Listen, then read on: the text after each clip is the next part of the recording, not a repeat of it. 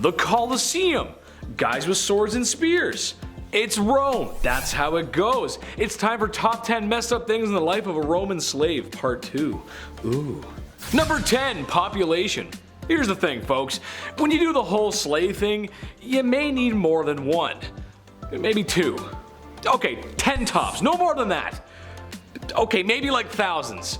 Yes, this was true of ancient Rome. While it is difficult to calculate the exact number of people who were slaves, some historians speculate that at least 10% of the population were slaves. And if that number doesn't feel right to you, it's because some say it could really be as high as 20%. That's a lot of folks. And honestly, if we're to study history and understand the mistakes of the past, well, having that many slaves means there's probably more people to join in the angry mob and the revolts, because you have slaves and people don't like that. Number 9, the act itself. I know I didn't have to tell you this, but I'm gonna tell you anyway. The act itself.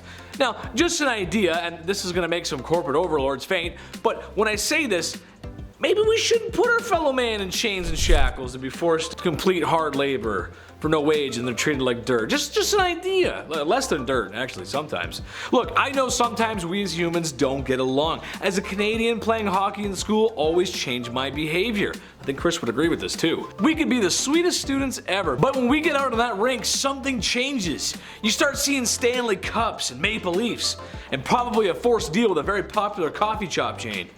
But all that seething Canadian rage never made me want to treat people the way slaves were treated. What I'm getting at is, even at our worst, we would never do that. I wouldn't do that, Chris wouldn't do that, we're not gonna do that. Number 8, work to work. I guess one slightly good thing about being a Roman slave is that, well, if you could even call a good thing in that, really, is that there was a chance to work for your freedom. Literally slaving away in the hot Roman sun for years just so you can get your freedom, so you can work and sweat in the hot Roman sun for years for very little pay. Not so great when you put it that way. I hope there's a sunscreen budget. Some slaves could buy their freedom, some were freed by their masters, and getting freed was actually a big deal, as there was sometimes a ceremony where a slave and then a public official would touch the head of the slave of the staff. Abracadabra, alakazam, wishy-washy, sloshy, poof. Magic, you're free now. So simple, right? Almost like it didn't have to happen in the first place. Huh? Number 7, second-class citizen.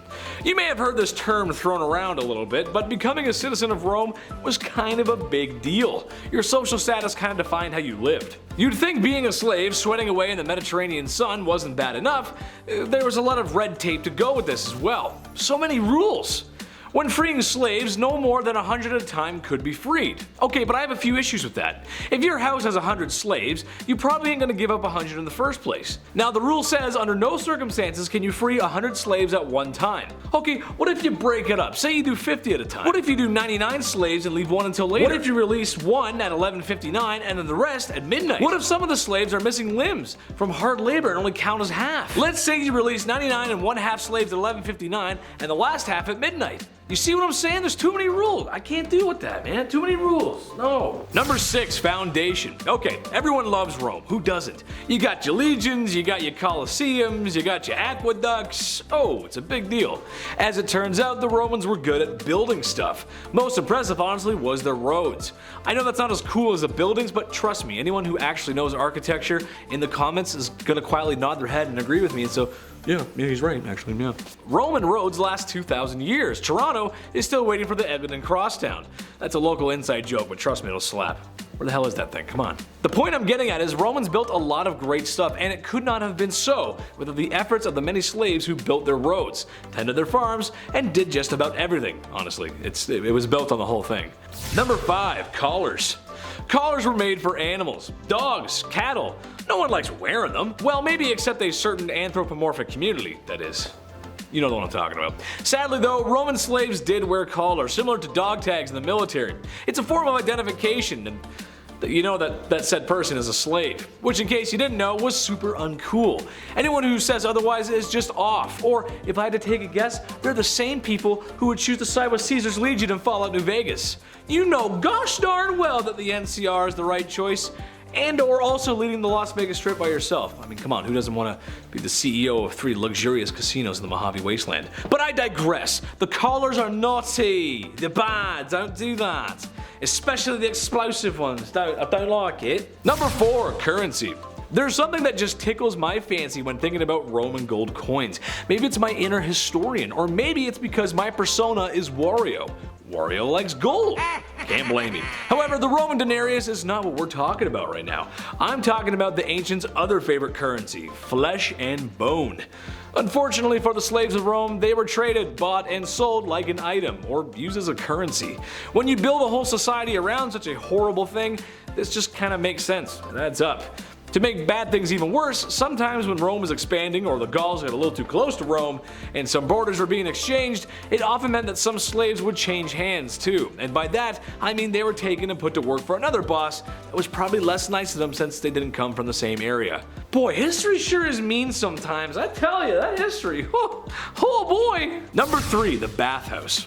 I didn't think this was going to be a secret to anyone, but the slaves weren't just working in the fields or putting up some arches that last longer than most marriages. No, some poor folks had the duty of polishing pearls, smoking the salami, waxing the carrot, and finger fishing for clams. I think you get my point. Yes, the oldest profession in the world. However, it wasn't exactly a profession in this case, more like it had to be done or there would be consequences. Eugh. For me, brothels might sound great on paper, but when you're laying down in the doctor's office and he's trying to scrape barnacles off your piece of deal, well, I can't say I didn't warn you. Number 2, gladiators. Guys, I actually learned something today. I know, right? Imagine little old me learning something. Gladiators, you know them, you love them. The movie is okay in my opinion. The warriors who duked it out in the Roman Colosseum weren't always brought in chains. Some were volunteers actually. Honestly, as I was writing this, I thought to myself, well, gosh darn it there, feller. If that don't sound like that's the Hunger Games. That's right, being dragged away from your family and forced to fight in blood sport. All you're missing is Donald Sutherland's buttery smooth voice. I also can't help myself in mentioning this, but probably the first battle royale ever too. So maybe it's just a part of us. Something about the last man standing that we love so much, and why I want to spend all my savings on Fortnite skins. Number 1, thumbs up, very nice. Listen, we've all seen the movie. Joaquin Phoenix is standing there looking all Roman-like and looking into the heart of Russell Crowe, knowing damn well this will probably be his last blockbuster. That's just how it goes. There, in suspense, the audience waits to see what his thumbs do to decide his fate. Well, this is true of the Roman slaves in the Colosseum, however, there's a couple things that differ from the movie. 1, being not all who went into battle perished, and 2, the thumbs down might be what you want, actually, not the thumbs up. Meaning that the thumbs up meant yes, go ahead and finish the plebeian. A thumbs down, a fist, or even waving a cloth might have meant no, spare the poor soul, have mercy. All I know is that I do not volunteer as tribute. Sorry, Prim. That's gonna wrap it up for me today, folks, and make sure to comment and subscribe here at Bumblebee and give us a real thumbs up, not a Roman one. We want the very nice one. Yes, very nice, we like. And if you like when I make fun of celebrities, then check out my socials linked down below. I've been your host, Big Ched, and stay sweet, my little honeybees. Yes, Rome. I was gonna say something in Latin, but I don't know any Latin. No, Taylor likes to walk off, I back up. You notice that? He walks off, I back off. Anyway, the Chetty backstep. Right, all that. Pip pip cheerio, spring spang, walla walla bing bang.